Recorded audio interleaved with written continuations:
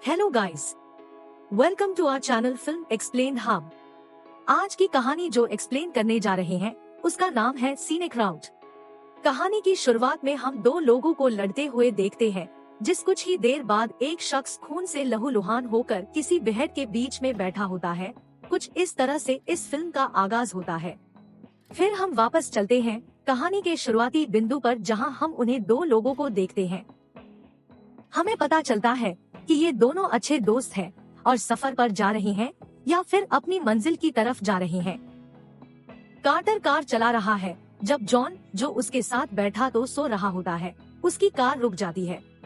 Quarter John को उठाता है और फिर खुद बाहर जाकर मसला देखता है। उसे समझ आता है कि शायद इंजन में कुछ गड़बड़ है। जब जॉन को पता चलता है तो वो भी कार से निकलता है। हम देखते हैं कि उसका एक पाँव टूटा हुआ है। वो छड़ी के सहारे चल रहा है। कुछ देर बाद जब उन्हें कुछ भी नहीं दिखाया जाता तो कार्टर मैप निकलता है। उसे पता चलता है कि वो लोग दर्शनीय मार्ग पर फंस गए हैं, जहां पर कार की आवाज बहुत ही कम होती है और इस इलाके में बहुत कम लोग आते हैं। इलाका शहर का सबसे गर्म है, लेकिन जॉन को यकीन था कि कोई ना कोई जरूर यहाँ पर आएगा उनकी मदद करने के लिए।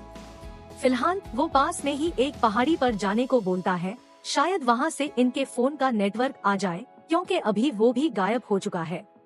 अब उनकी तरह चलते चलते कार्टर उसकी निजी जिंदगी के बारे में कुछ पूछता है जिसे हमने ये पता चलता है कि जॉन का हमेशा से सपना रहा है कि वो एक बड़ा संगीतकार बना, लेकिन उसका ये सपना कभी पूरा नहीं हुआ और उसे एक छोटी सी नौकरी करनी पड़ी।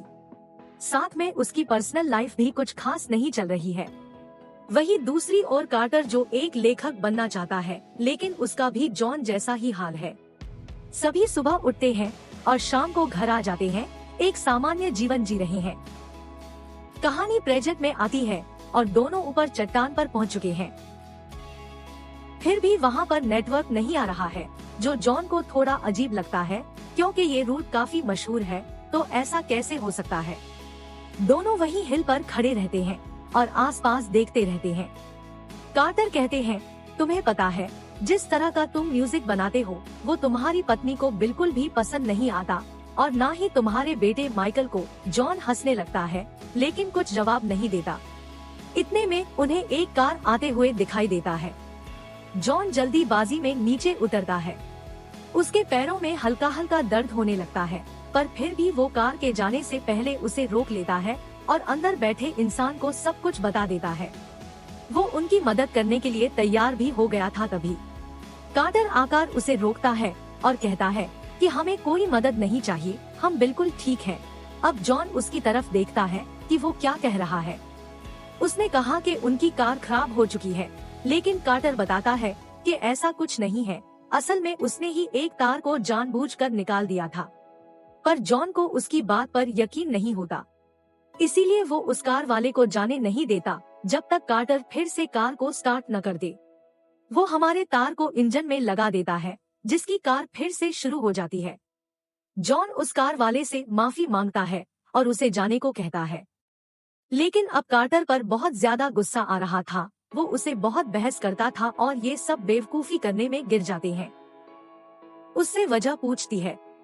कार्टर बताता है कि उसने सिर्फ कुछ देर तक बात करनी थी, जो उसकी बीवी की वजह से नहीं कर सका। वेतन असल में दोस्त कार्टर जॉन की बीवी को बिल्कुल पसंद नहीं करता। उसका कहना है कि उसकी बीवी के कहने पर उसने अपना शौक, अपना ख्वाब सब कुछ छोड़ दिया, जो संगीतकार बनने का था। उसने हमें रास्ते को चुनना चाहिए था, लेकिन उसने परिवार के दबाव में सब कुछ बर्बाद कर दिया।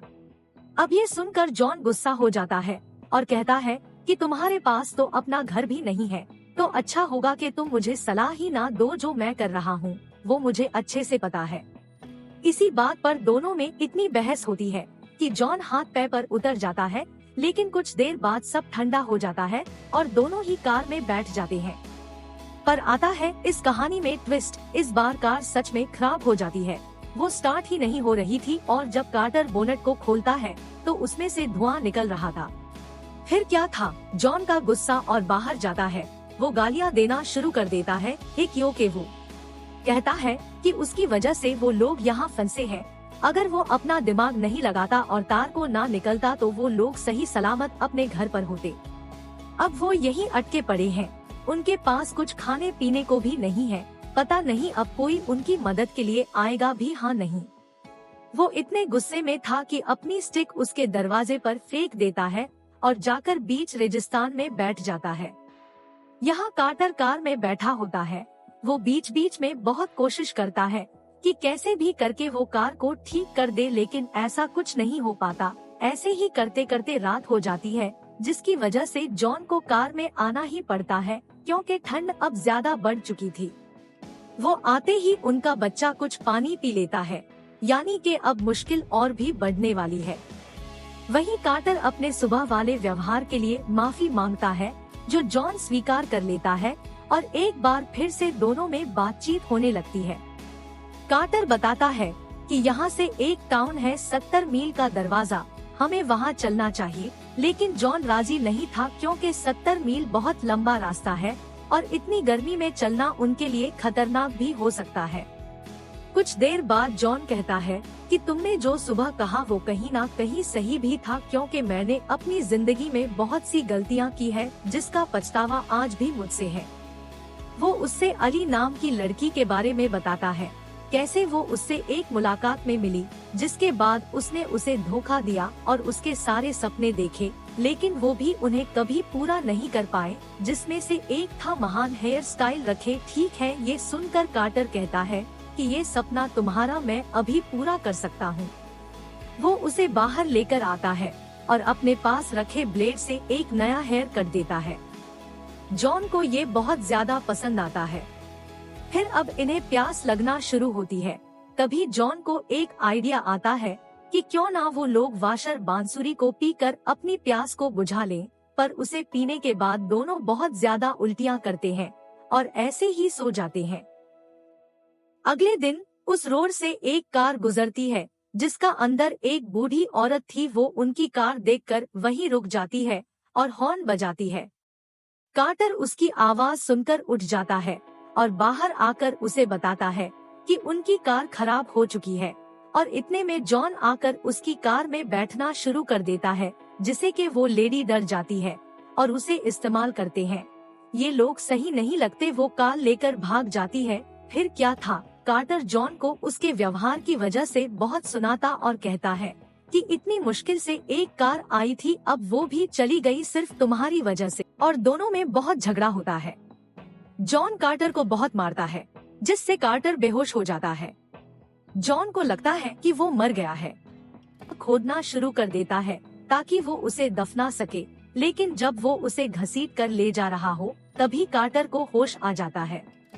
उसे देखकर वो उसे गले से लगा लेता है और उसे माफी भी मांगता है। लेकिन जब कार्टर देखता है कि उसने दफनाने के लिए गड्ढा खोद रखा है तो वो फिर से गुस्सा हो जाता है और कार में बैठ जाता है। कुछ ही देर बाद इनका सामना फिर से रात से होता है। ठंड बढ़ चुकी थी। जॉन कार के पीछे वाले हिस्से में सोया हुआ था, लेकिन उसे वहाँ कड़ाकड़ाहट ठंड लग रही थी, इसलिए वो फैसला करता है कि वो जाकर उसी गड्ढे में सोएगा जो उसने सुबह सुबह खोदा था। वैसे ही करता है और चुपचाप जाकर सो जाता है। पर जब बीच रात में कार्टर की आँख खुलती है तो वो देखता है कि पीछे जॉन नहीं है। वो ढूंढने के लिए बाहर आता है और देखता है कि उसी गड्ढे में जॉन सोया हुआ है। वो उसके पास जाता है और कार में चलने को कहता है, लेकिन जॉन कहता है कि यहाँ उसे थोड़ी गर्मी मिल रही है, इसलिए कार्टर भी उसके साइड में सो जाता है। अब अगले दिन जब सूरज निकलता है तो हम दोनों को अभी भी सोता हुआ देखते हैं। पर इतने में वहाँ पर एक ट्रक गुजरता है जो इनके ट्रक के पास रुकती है। इनकी किस्मत इतनी खराब थी कि दूसरे बंदे को दूसरे ट्रक के अंदर कोई भी नहीं दिखाता। उसे कहाँ पता था कि इसके अंदर के लोग कुछ ही दूरी पर एक गड्ढे में सो रहे हैं। अगर वो उतरता तो इन्हें देख सकता था, लेकिन वो ऐसा नहीं करता और वहाँ से चला जाता है। अब दोनों की हालत बहुत खराब हो चुकी है, जो आप इनकी शक्ल देखकर पता लगा सकते हैं। इन्हें यहाँ पर 3 से 4 दिन हो चुके हैं, पर अभी भी कोई मदद नहीं मिली। जो मिली वो इनकी बेवकूफी की वजह से हाथ से जा चुकी है। अब देखते हैं कि आगे क्या होता है। ये लोग पूरे दिन वही बैठे रहते हैं, लेकिन कोई भी मदद नहीं आती। इसी रात में जब कार्टर इतना रहा था तो जॉन ने उस नक्शे को देखा है जिसमें उसका दरवाजा एक छोटा सा शहर दिखाया था। इसीलिए जॉन फौरन कार्टर के पास जाता है और उसके बारे में बताता है। साथ चलने को कहता है, लेकिन कार्टर नहीं मानता, वहीं रुकने को कहता है। पर जॉन रुकने वाला तो नहीं था, इसलिए वो उसे जैसे तैसे करके वहाँ से उठा लेता है और फिर दोनों चलना शुरू करते हैं।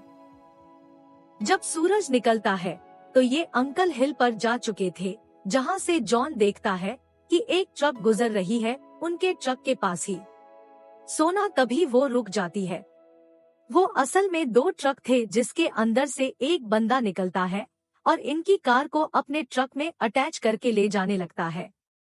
अब ये देखकर जॉन उसे आवाज लगाता है, लेकिन वो इतना तेज म्यूजिक बजा रहा था कि उसे कोई भी आवाज नहीं सुनाती। तो दोस्तों, इन्हें यहाँ पर एक गलती कर दी। इन्हें जाने से पहले कुछ ना कुछ तो निशान या फिर कोई नोट छोड़ देना चाहिए था उस ट्रक पर, ताकि अगर वहाँ से कोई गुजर सके तो उसे पता चल सके। इनके पास अब आगे बढ़ने के अलावा कोई रास्ता नहीं बचा, इसलिए ये लोग एक दूसरे का सहारा बनकर साथ चलते रहते हैं। ऐसे ही चलते चलते वो दिन भी गुजर जाता है। अब 7 दिन हो चुके हैं और तब से लेकर आज तक इन्होंने सिर्फ पेशाब ही पीकर गुजरा किया है, कुछ भी नहीं खाया, और अब दोनों को चलने में भी दिक्कत हो रही है। अब रात होने पर ये वही थक कर सो जाते हैं। जब जॉन की आँख खुलती है तो वो देखता है कि उसके पास एक जानवर है। वो फौरन उसे भगा देता है और दोबारा से सोने के लिए चला जाता है। अगले दिन वो फिर से अपने ये सफर शुरू करते हैं और आधे दिन में ही उन्हें एक उम्मीद दिखती है। दरअसल इन्हें कुछ ही दूरी पर कुछ लाइट के खंभे दिख गए थे, जिनके साथ साथ ये आगे बढ़ते हैं, जिनमें से अंत में वहाँ का शहर भी मिल जाता है जिसे ये ढूंढ रहे थे। अब उसे देखकर ये बहुत ही ज्यादा खुश होते हैं।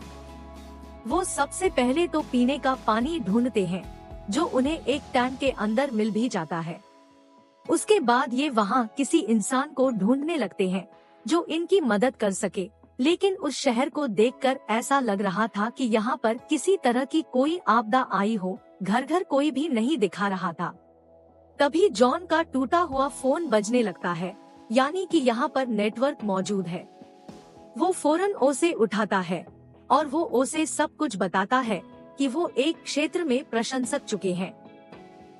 अब ये करते हुए दोनों को बहुत हंसी आ रही थी अपनी बेवकूफी पर, और कुछ ही देर बाद वहाँ पर हम एक एम्बुलेंस को आते हुए देखते हैं, जहाँ से सीन शिफ्ट होता है हॉस्पिटल में। जोआना जॉन से मिलने आती है और उसे देखकर बहुत ही ज्यादा खुश थी कि उसकी जान बच गई। जिसके बाद जॉन अपने घर जाता है। उसने अब कार्टर को भी अपने ही घर में जगह दे दी है और वह दोनों अपने जुनून को फॉलो कर रहे हैं और अपनी नौकरी को अलविदा कहते हैं। वहीं कार्टर ने भी अब किताब लिखना शुरू कर दिया है। इस हादसे के बाद दोनों की जिंदगी में बहुत बदलाव आ गया। लेकिन दोस्तों रुकी, अभी ये कहानी यहाँ पर खत्म नहीं हुई। असली कहानी का मुख्य ट्विस्ट देखे बिना मत जाएगा। क्या आपने सोचा कि अगर हमारे शहर में लोग इतने साल पहले चले गए या फिर मर गए तो नेटवर्क कहां से आ रहे थे? क्या सच है वहां कोई था जो इन्हें देख रहा था? यही सवाल जॉन के दिमाग में भी आता है। इसीलिए उसे बहुत बार सही से नींद तक नहीं आती। एक रात तो उसकी हालत इतनी खराब हो जाती है कि वो अचानक से उठ जाता है। कई दिन बीत गए हैं यहाँ वहाँ से आए हुए, पर अभी भी उसे यकीन नहीं हो रहा कि कैसे वो लोग बच गए। इस सवाल को वो कार्टर को फोन करके भी पूछता है, पर उसे भी यकीन नहीं हो रहा था कि कैसे हुआ ये सब इतने आसान से। वो लोग वहाँ से जिंदा कैसे आ गए? इसी बीच जॉन देखता है कि उसके फोन पर दरार पड़ना शुरू हो गया है, जिसके बाद हमें उस जगह का सीन दिखाया जाता है जहाँ पर ये दोनों प्रशंसक हुए थे। दोस्तों हकीकत तो कुछ और ही थी। अभी तक इस कहानी में जो भी कुछ देखा वो सब एक वहम था, एक कल्पना थी। ये दोनों तो वही गड्ढे में भूख और गर्मी की वजह से मर चुके हैं और इसके बाद इनका शहर में जाना, एम्बुलेंस के अंदर घर आना, सब कुछ एक छलावा था। इनमें से कुछ भी सच्ची नहीं थी और इसी खतरनाक ट्विस्ट के साथ ये कहानी यही खत्म हो जाती है। तो आपकी कहानी कैसी लगी? गाइस, इस तरह की और अधिक मूवीज की एक्सप्लेनेशन के लिए हमारे चैनल को सब्सक्राइब करें, वीडियो को लाइक करें और प्लीज हौसला अफजाई के लिए चैनल को सब्सक्राइब कर दें।